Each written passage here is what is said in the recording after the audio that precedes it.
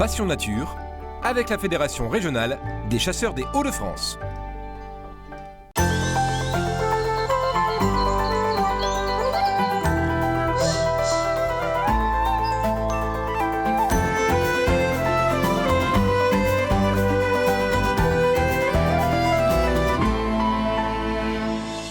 Bienvenue pour Passion Nature, un Passion Nature que je vous présente depuis l'un des sites les plus remarquables des Hauts-de-France, la baie de Somme.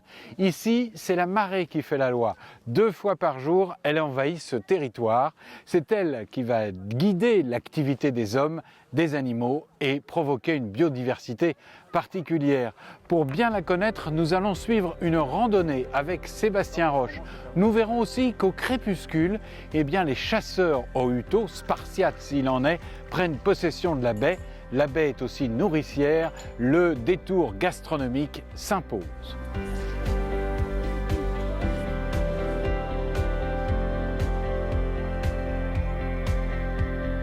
Alors Sébastien, on est tout au départ d'une balade aujourd'hui dans la baie de Somme. Vous l'avez appelée comment cette balade? Alors, cette balade, elle s'intitule Plein les yeux au cœur de la baie.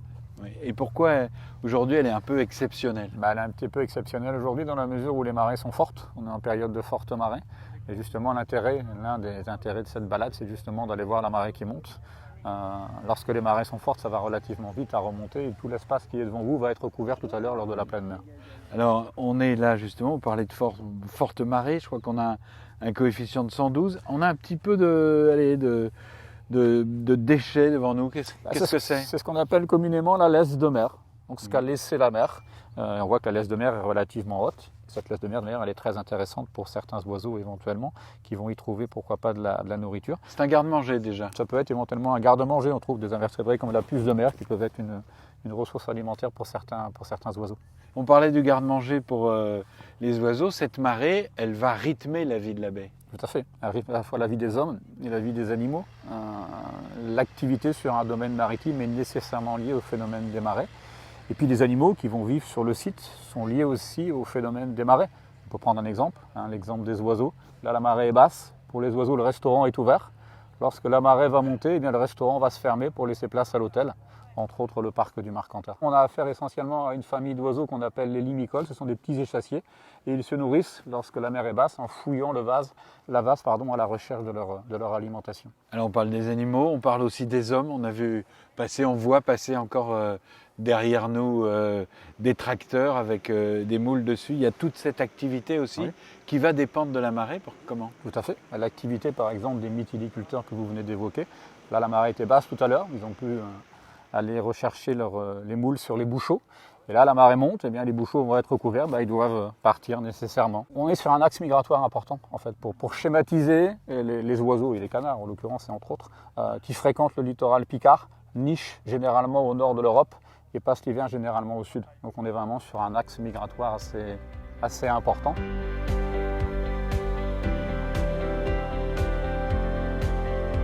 Le terrain qui vous attend, il est devant vous. Donc un domaine maritime, donc des petits points d'eau à franchir, du sable, de la vase, un petit peu de pré-salé éventuellement. On a des piquets et des bouées qui délimitent la réserve naturelle maritime de la baie de Somme. Dans notre droite, on a la réserve naturelle maritime, superficie 3000 hectares. Et dans le prolongement de ces piquets et de ces bouées, on aperçoit un autre phare, là on le voit très bien, un phare blanc, c'est le phare du Hourdel. Et entre le Hourdel au sud et Saint-Quentin au nord, il y a 5 km de largeur. L'une des caractéristiques de la baie de Somme, vous l'avez certainement lu ou entendu, elle est souvent surnommée le pays entre terre et mer. C'est la rencontre de deux mondes. L'eau douce qui rencontre l'eau salée. Nous sommes donc en présence d'estuaires. C'est la station-service pour les oiseaux migrateurs. En fait, on est sur un axe migratoire important, sur le nord-ouest européen, et on a le privilège ici justement de voir beaucoup d'oiseaux à certaines périodes de l'année.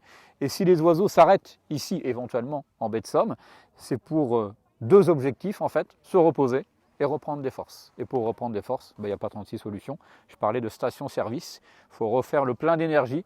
Et pour refaire le plein d'énergie, il va falloir trouver nécessairement de l'alimentation. Et cette alimentation, les oiseaux vont la trouver en fouillant le sable et la vase. L'ensablement est synonyme de progression de l'herbe, la baie qui va se végétaliser. Phénomène naturel, accéléré par la main de nos ancêtres. Les activités n'ont fait qu'amplifier ce phénomène d'ensablement, mais à la base, c'est un phénomène naturel.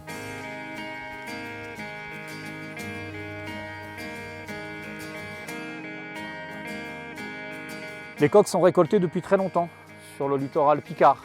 Ça a été une ressource alimentaire hein, à une époque. Hein, lorsqu'on vivait sur le littoral, on consommait les coquillages, on consommait les crustacés comme les crevettes éventuellement, mais aussi le poisson hein, qu'on avait à proximité de chez soi. Les pêcheurs à pied utilisent 2 outils pour pouvoir les récolter. Premièrement, un râteau pour gratter le sable et mettre à jour les coquillages. Et comme il y a une taille à respecter, ils ont un tamis qu'on appelle une vénette dans la région. Donc ils vont véner leur récolte, ils vont la ramener et ils vont la vendre. Alors qui va acheter ça? Il faut savoir que les coques qui sont récoltées en baie de Somme et d'ailleurs en France généralement partent en majorité à l'exportation. Et ça part très souvent chez nos voisins espagnols.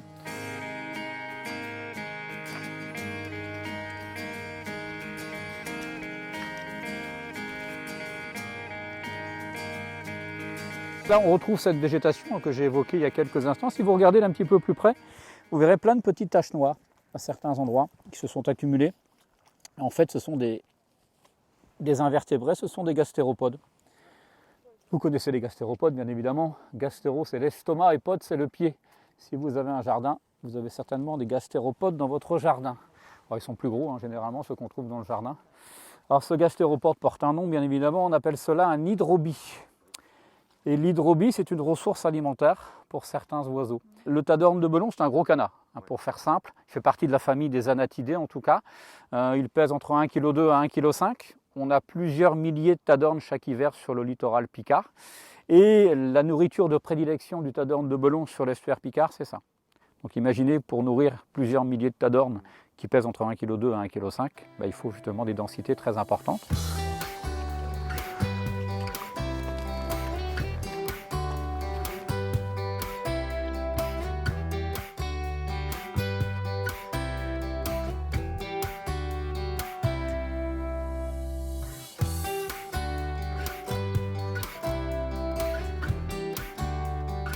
Si vous vous baladez régulièrement sur le littoral, vous avez certainement repéré cet indice que vous avez là. Un serpentin sur la plage. C'est quelque chose d'assez commun. Alors c'est l'œuvre d'un ver marin qu'on appelle l'arénicole. Et l'arénicole, c'est un ver de sable. Alors c'est un ver qualifié de sédentaire. Donc il va vivre dans une galerie en forme de U. Donc il aspire le sable, il en tire ce qui est bon pour lui et rejette ce qu'il ne peut pas digérer sous forme de serpentin. Intéressant pour des oiseaux comme le courlis, éventuellement le courlis cendré qui peut pourquoi pas rechercher ce ver marin. Intéressant pour l'homme. À une époque, les épouses des marins pêcheurs étaient surnommées les verrotières. Et les verrotières avaient entre autres pour tâche d'aller rechercher ces vers-là.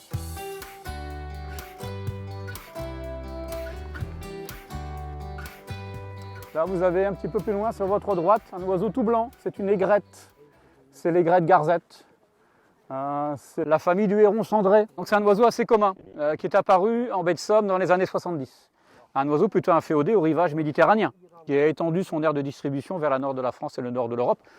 On peut associer justement cette extension de l'aire de distribution à l'évolution climatique. Hein.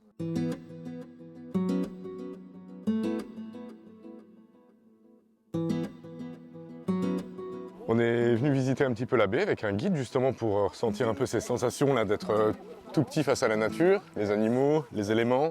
Les pieds dans l'eau là en 1 seconde où je vous parle, c'est assez impressionnant, donc c'est ce qu'on recherchait, voilà. Ah oui, c'est jamais la même balade, c'est super. Puis là on a un guide franchement hors pair. Hein. C'est bien de voir comment la diversité fonctionne et comment les animaux travaillent ensemble et l'économie et tout, c'est très intéressant. Au mois de juillet, on a eu un comptage début juillet avec 733 phoques veaux marins et 209 phoques gris. Ce sont des animaux qui sont revenus sur la côte picarde dans les années 80. En 86, il y a une colonie qui s'est réinstallée d'une dizaine d'individus, qui est devenue reproductrice en 1992 et depuis elle a tendance à augmenter. Ce sont des animaux qui se nourrissent essentiellement de poissons. Pour le phoque veau marin, c'est 2 à 3 kg de consommer au quotidien et le phoque gris, c'est 4 à 6 kg. On avait à la mi-juillet à peu près, je crois, 177 naissances.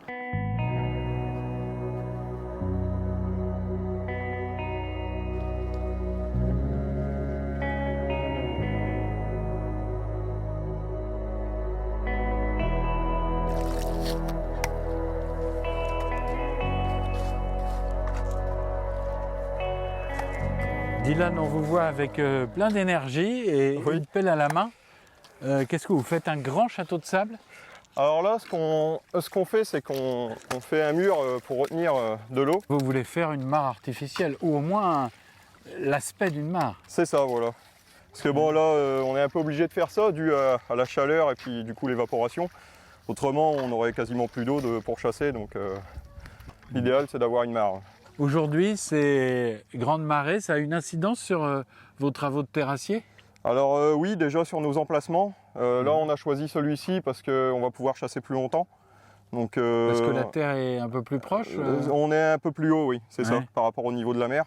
Si on s'était mis, je sais pas, peut-être 500 mètres plus bas, on aurait Ouais. été obligé de détacher environ 3 heures avant l'heure de la pleine mer. C'est une chasse traditionnelle qui n'est pas pratiquée par énormément de personnes.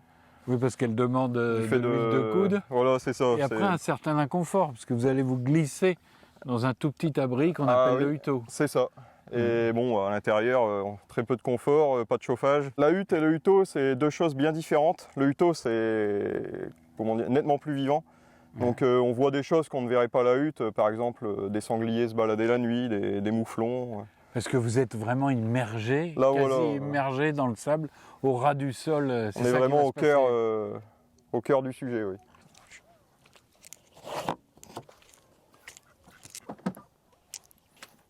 Hop. Attends, tourne pas, sec. Et on va le pousser jusque là-bas.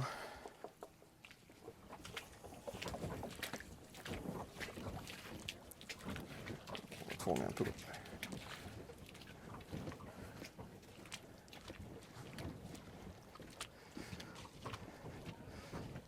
Je vais faire montrer ici. Tiens, on va s'arrêter là. Je vais le désangler. Ça s'appelle un huteau, ou autrement dit un cercueil. Donc là, on l'a positionné pour la nuit, enfin jusqu'à temps que la mer monte. Et là, on va installer les appelants, les blettes, et ensuite on pourra se mettre à l'intérieur. Stop. Voilà.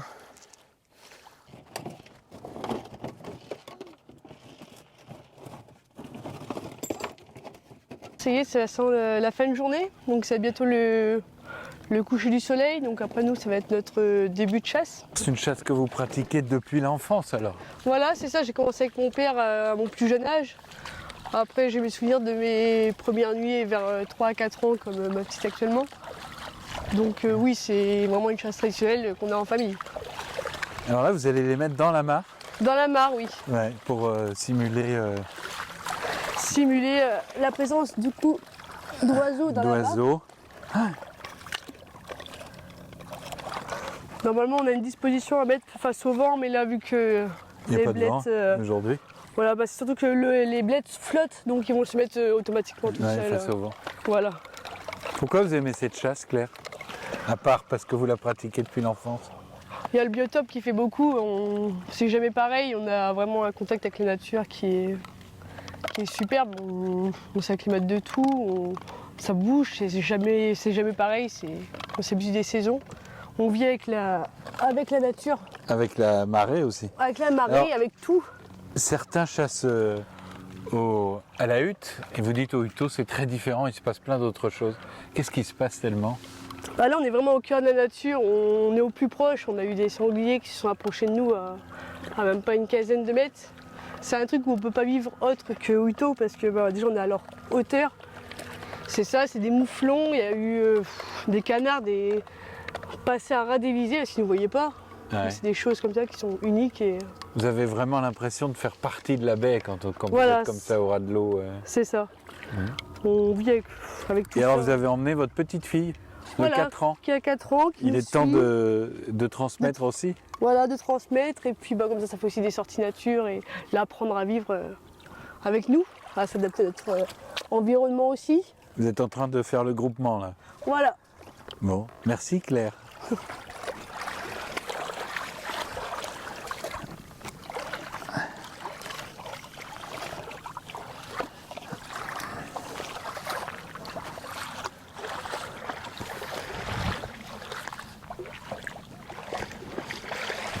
Vas-y, un petit peu sur toi. Ouais, impeccable, c'est bon. Qu'est-ce que vous attendez là? Vous appelez ça la passée du soir. Qu'est-ce que c'est? C'est ça. Donc c'est la période où le gibier va commencer à bouger d'un endroit à l'autre. Et c'est un des meilleurs moments d'ailleurs de... Je vous ai vu regarder l'horizon d'ailleurs. Tout à l'heure, déjà avec l'œil, vous scrutez, vous voyez passer quelque chose? J'ai vu une belle volée de tadornes et quelques pies et chevaliers, oui, au loin. Et vous pensez que ça y est, le miroir est en place? Il y a des chances ce soir? Je pense que oui. En plus, avec la pleine lune qui est là.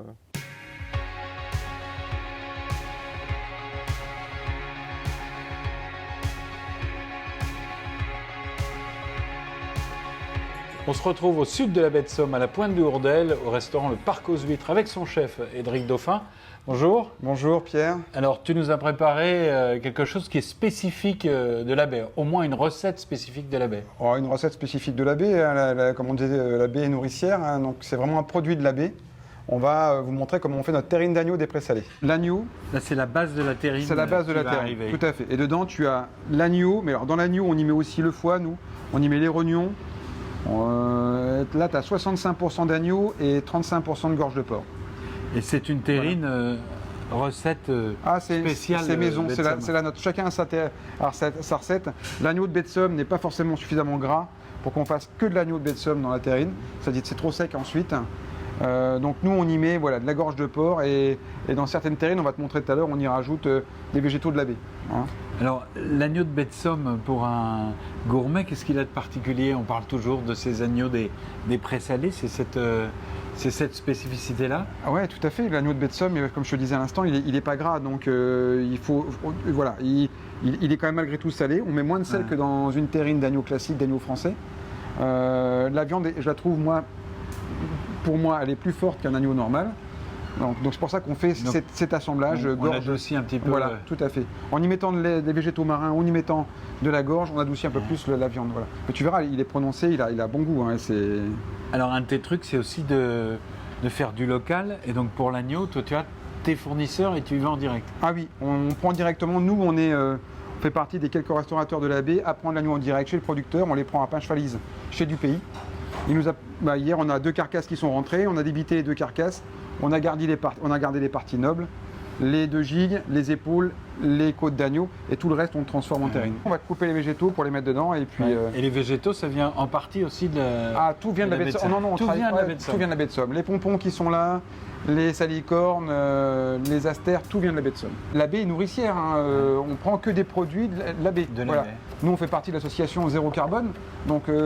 Tout ce qu'on prend, on essaie de le prendre le plus près possible de chez nous. Voilà. Les homards viennent du Cap Griné, nos produits viennent de Boulogne. C'est ça qui est bien en bord de mer ici, c'est que tu peux manger avec les produits de la mer. Quoi. Et alors, une terrine de viande dans un restaurant massivement de poissons quand même. Il faut servir tous les goûts. Il faut tous les goûts parce qu'on est un restaurant de crustacés essentiellement, on est réputé pour ça sur la baie. Mais les gens viennent pour l'agneau des présalés. Si tu n'en as pas, il n'y a pas beaucoup de restaurants qui le font parce que l'agneau de présalé vaut quand même malgré tout assez cher par rapport à un agneau français. Mais moi je suis content de le faire parce que ça fait vivre les locaux, ça fait vivre les éleveurs. Ils sont que 11 éleveurs sur la baie. Hein. Ils sont que 11 éleveurs. Donc voilà, je suis content de travailler des produits qui sont locaux. Alors, voyons la suite alors. La salicorne, comme tu me posais la question tout à l'heure, ça apporte un petit coup iodé en plus. Voilà, on peut y mettre de la salicorne. En baie, tu trouves la salicorne, les pompons. La baie de cochon. L'oreille de cochon. Voilà, tu peux mettre la salicorne dedans. Tout est dans le dosage en fait pour équilibrer entre un peu d'acidité, un peu de croquant. Et puis surtout, c'est des produits de la baie. Il faut faire découvrir aux gens tout ce qui est de chez nous, quoi. Et c'est une recette qui ne se fait qu'ici. Ah, tout à fait. Tout à fait. Voilà, on a cette recette-là. On s'est concerté entre mon chef. J'ai fait participer maman à la recette et puis moi. Et comment vous faites dans ces cas-là? Vous faites plein de recettes différentes? On part toujours du même produit. Et puis chacun fait sa recette de son côté, puis après ça on tranche en disant tiens là, ça pourrait être sympa, on rajoute ça, on y met ça en plus. Voilà. Nous, je suis originaire d'une région de l'Est de la France où on chasse beaucoup le gros gibier. Donc les terrines, on en a toujours fait avec mes parents, du chevreuil, du sanglier. Voilà, donc c'est aussi une passion, hein. Tu sais bien que la baie de Somme... oui, c'est une terre de gibier aussi. C'est une terre nourricière. Une terre nourricière. Il y avait un concours Il y avait un concours des terrines d'agneau des présalés à une époque, et là, on parle... Chaque restaurateur avait sa recette, etc. Tout à fait. Et là, comme je fais partie de l'association Zéro Carbone, on essaye de travailler que les produits qui sont locaux ou pas trop loin. Ou de grande proximité. Tout à fait. Il parle de relancer ce concours. Ça peut être sympa. Une émulation entre tous. Ouais, entre nous tous. Ouais. Comme ils le font avec le gâteau battu. Hein, tu connais le gâteau battu Picard. Il y a des concours chaque année, on pourrait faire pareil avec la terrine d'agneau, ça serait... C'est un beau projet. Ouais. Et tu parlais justement de gibier, tu évoquais le gibier à l'instant. Il y en a de toutes sortes dans la baie de Somme, mais on ne peut pas forcément les mettre dans des plats en restauration. Non, tu as quelque chose pour la maison. Tu as des normes d'hygiène à respecter, hein, j'aimerais bien pouvoir... prendre des canards des chasseurs du coin pour pouvoir les travailler, mais après ça serait compliqué, il y a les normes sanitaires à respecter. C'est un monde rural et ils vivent autour de la chasse, hein. On vit autour de la chasse ici, hein. C'est des passionnés quoi. C'est des passionnés. Ils élèvent leurs canards comme tu verrais quelqu'un élever des chevaux de course, c'est pareil. Hein. On cuit nos terrines à bain-marie.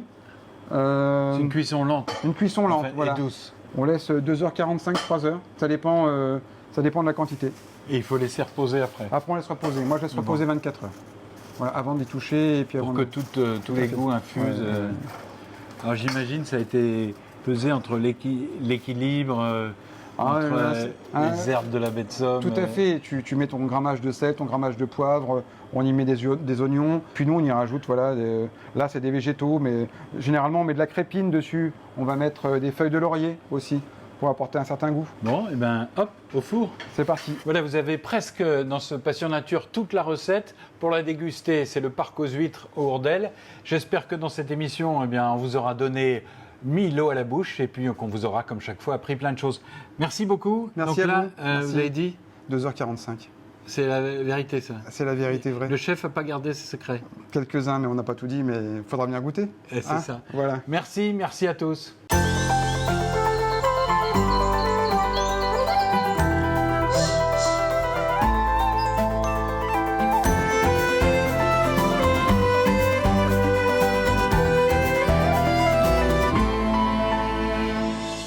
Passion Nature, avec la Fédération régionale des chasseurs des Hauts-de-France.